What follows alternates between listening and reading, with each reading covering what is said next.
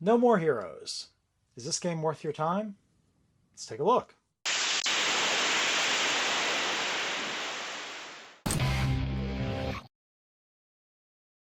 So No More Heroes was first developed and released in 2007 for the Nintendo Wii. It's since been ported over to the Nintendo Switch and Windows PC, and in the game, you follow the protagonist, Travis Touchdown. He's a down on his luck guy living out of a motel, and he's what the game characterizes as an otaku, or someone who's very heavily involved in the anime and manga scenes. He loves professional wrestling, and he collects masks, watches DVDs or VHS tapes on the subject matter, and just enjoys like geeking out to these sorts of things. So Travis's luck starts to change when he meets a mysterious woman named Sylvia, who claims to be a representative for the Unified Assassins Association, or the United Assassins Association, the UAA. And what she's offering him is he will be ranked the number 11th assassin in the world, but to move up and to make more money, he needs to go out and murder every assassin above him. So starting at number 10 and working his way up sequentially until he gets number 1. Travis has nothing better to do. He thinks this could be fun, could be boring, might get paid, might get killed. What I got to lose? Let's do it.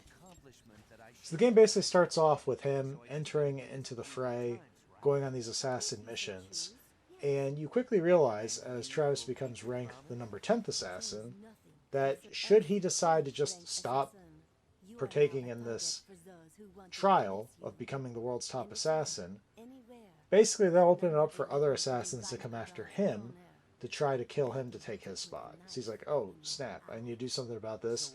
Let's keep trying to progress through the ranking. Now as a character, Travis Touchdown reminds me a lot of the character Deadpool from the Marvel Comics. He's silly, irreverent, he makes inappropriate jokes all the time, a lot of like potty talk, if you will. And I gotta say, for this game, it's perfect for what it is. Because this game is over the top. It's over the top in its action. It's over the top in its dialogue. A lot of the back and forth that Travis has with other characters, it feels like something Deadpool would say, honestly. So there's all that going for it. Now, Travis is the main highlight of the story. The other antagonists that might appear, the other ranked assassins, you really don't get any sort of backstory on them. You don't really get any like big build up or a big reveal about what's going on or anything like that. So there's not really a whole lot of emotional investment you have for those characters. Instead, the developers chose to kind of pack everything into your affiliations with Travis. And I gotta say, it makes him a more interesting character because of that. I know some stories like Batman, Batman is arguably so good because he has such a great foil in the Joker.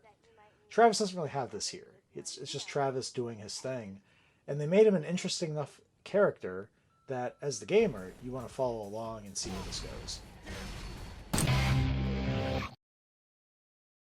So in terms of gameplay, this game is over the top in every way possible. I mean, just to state the obvious, the fight scenes. You're going to have something like out of a Quentin Tarantino film, just amp that up like, times 10 or times 100. Blood everywhere, enemies getting like literally chopped in half, insane sort of finishing moves. It gets even wackier down the road when they introduce wrestling moves. So now, not only is Travis using like his katana or sword blade or whatever to hack through his enemies, now he's like suplexing them, pile driving them, power bombing them. It's just completely ridiculous and over the top. Now, in addition, later in the game too, Travis also gets what's called a dark side bar. So as his dark side energy kind of grows, he starts being able to pull off more of these gnarly sorts of finishers pretty quickly on. Like it was getting to the point where I'd be engaging with some enemies, just a few sword hacks, and then I'd all of a sudden have all the dark side power. And what this does are icons will show up on your screen, arrows pointing up, down, left, right, diagonally, whatever. If you press your thumbstick in that direction, it's going to do effectively a finisher. Now, depending on the enemy's overall health, sometimes it will properly finish them off, other times it just deals a lot of damage. But I had people getting decapitated left and right when I started using these dark side powers and just mowing them down. So that was pretty interesting too. Now, other gameplay mechanics here. I mean, we've got the control aspects of it. The controls are pretty straightforward. You have the standard button that does your sword swipes. You've got another button that does like a kick move. Those are pretty much just two buttons out of your controls. You got the thumbsticks that you'll swipe based on the directions. So nothing really challenging to work with here. When you're doing wrestling moves, they typically show you the combo. So it might be something like A and up on a thumbstick, B and down on a thumbstick or whatever. Again, not too difficult to use at all. So yeah, I mean, overall, pretty straightforward. Now, the game does have a good mix of, you have to go through the linear progression of going from 10 to 9 to 8 to 7 to 6, all the way to being ranked number 1. So to qualify for a ranked match, you have to pay a certain amount of money up front. And the amount is going to increase as you progress with the rankings. I forget what the initial amount is, but let's say it starts out at like $100,000 to enter the rank 10 fight versus that assassin. As you go up, you start paying like $500,000 or more to participate in some of these ranked matches. So in between ranked matches, you have to partake in missions or side jobs to get enough money so you can qualify. This is where the game, in my opinion, loses some of its appeal. Like, they could have done so much more. They could have made the requirement to do the side jobs or side games part of the requirement to progress.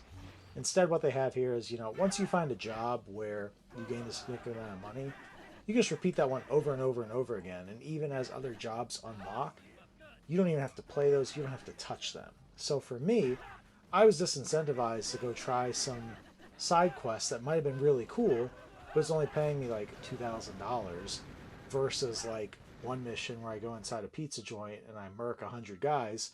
I get $90,000 right there off the bat. So again, if I'm aiming for like a $500,000 mark here, I do that about 6 times, 6 or 7 or whatever. Boom, I'm right there.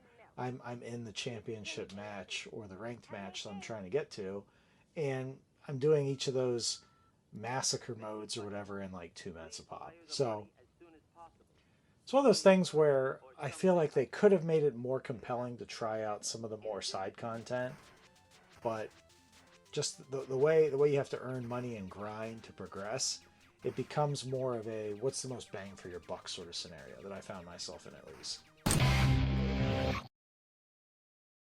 So in terms of the technical aspects of this game, I mean, the graphics here, you basically have Nintendo Wii graphics that have been souped up. So I was reading at the time when this came out on the Wii, it was praised for being like a mature game on a kid-friendly or family-friendly console.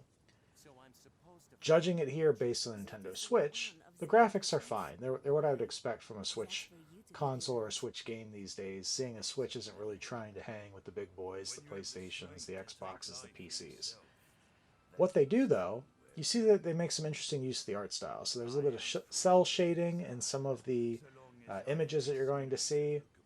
But, everything else, if we're just looking at some of the backgrounds or some of the landscapes or whatever, it's serviceable. I mean, I'm not looking at this thing to get lost in it, like playing No Man's Sky and just gazing out into space and like watching waterfalls and this and that. I'm not playing the game for that. I'm playing this game for the story, and it delivers on that. Now, another part of the technical aspects I tend to look at in these reviews would be the overall music and vibe of the game. So this one in particular, a lot of the games that I've been playing, the soundtrack, the music is what really resonates with me, that I hold dearly to, and I'm thinking about long after playing a game. Honestly, with this game, I don't remember a single song from the soundtrack. There was nothing memorable about it that I'm still holding on to after completing the game. I don't mean that to be a knock. It's more so a lack of a feather in the cap than it is a knock. But, it's not to say the music was bad. The music just wasn't memorable. Another part of this I look at too would be like sound effects. So the sound effects in this game, like enemies getting hacked with your katana blade, or screaming out, or the blood curdling out of their body or whatever, that's all on point. I mean, as morbid and graphic as that sounds, they nailed that stuff. So the technical aspects of the sound is great from that perspective as well. There's other elements here where at one point you have to ride on a motorcycle that Travis owns to kind of drive around town.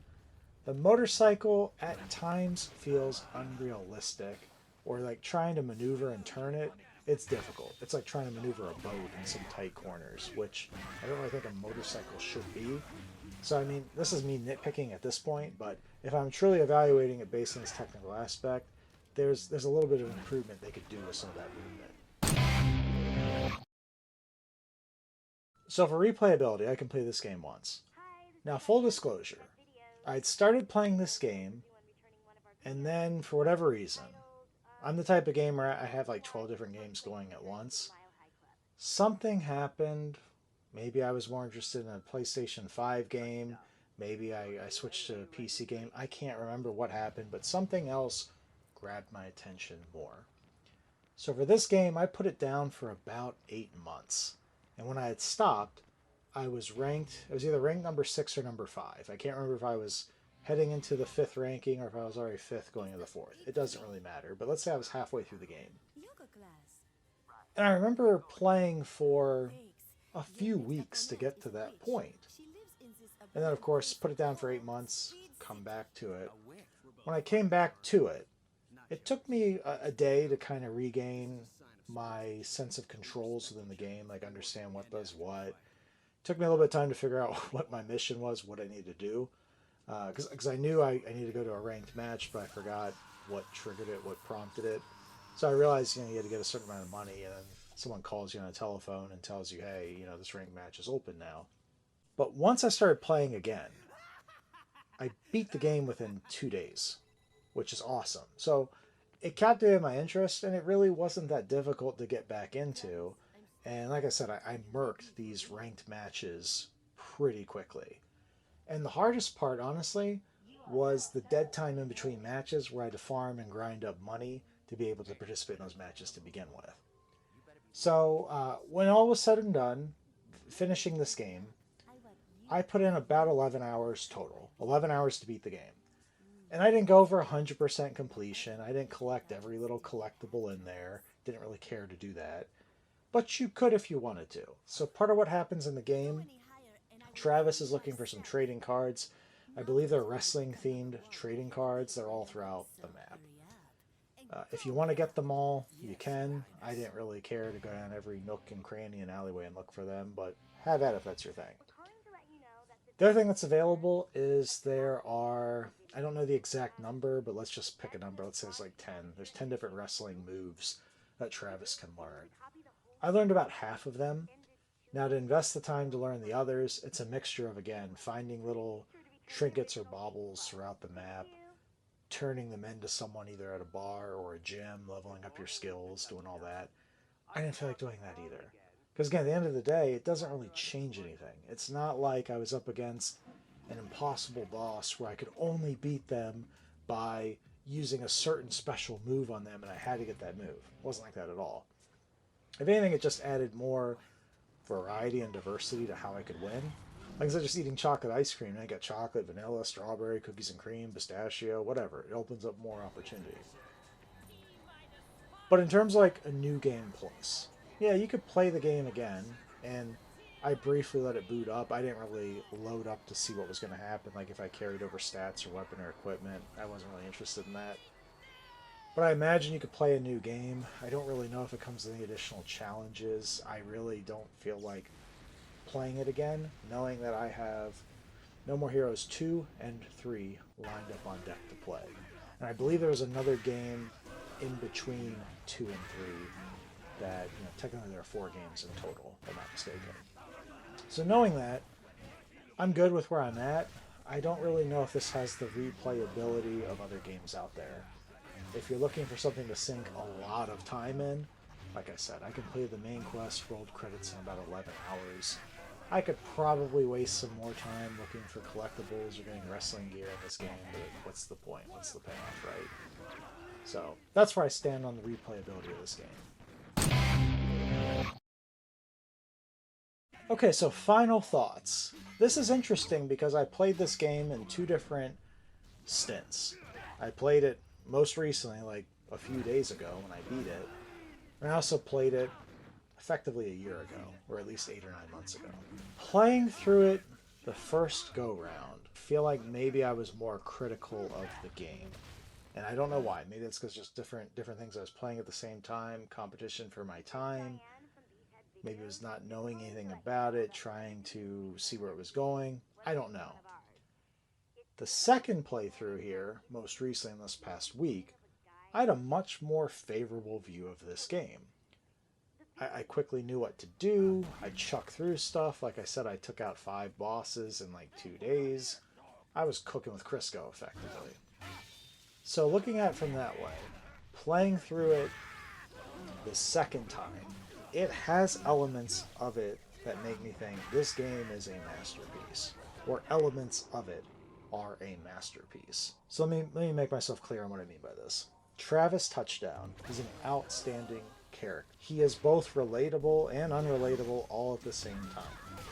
He is over the top, yet someone that I think I could get along with at the same time, which is interesting how they pull that off. The dialogue in the game is over the top. There's a lot of funny moments where like you get a voice recording from the local video store about some inappropriate adult movie that Travis checked out that hasn't turned back in, and there's this whole joke they build in when they're actually like saying the title of the movie out and you're supposed to laugh at it and this and that. Like, I appreciate that crude humor they brought to it. And there is some dialogue aspects between Travis and Sylvia, because Sylvia is the one that's orchestrating these ranked matches. She calls Travis at the start and at the finish of every match, and sometimes she's endearing, sometimes she's smack talking. It varies, but you see how Travis sort of starts to grow. I don't want to say feelings towards her, but there's a sense of wanting there. There's a sense of desire there that slowly builds, which I found interesting too. I said to say, take that aside. Take Travis and Travis' interactions with Sylvia aside.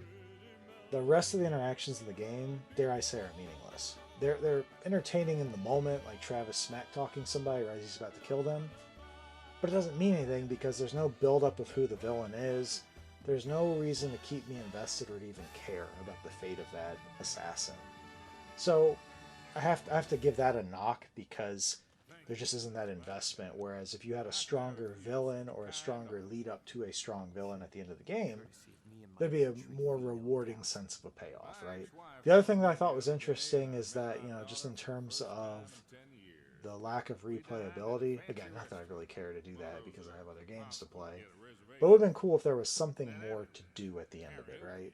I think that would have been kind of cool to like, oh, let me go through and see what I can do this run, or see if maybe unlocking this move helps me with this boss. So I gotta say, maybe the challenge that I was seeking wasn't fully there.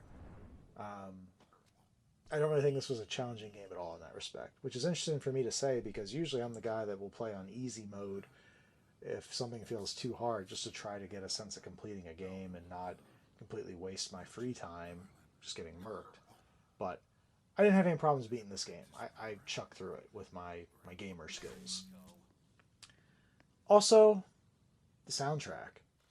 There is nothing on here that I can remember in terms of music. There's nothing I will be bumping out to driving a car or heading to work or on a run.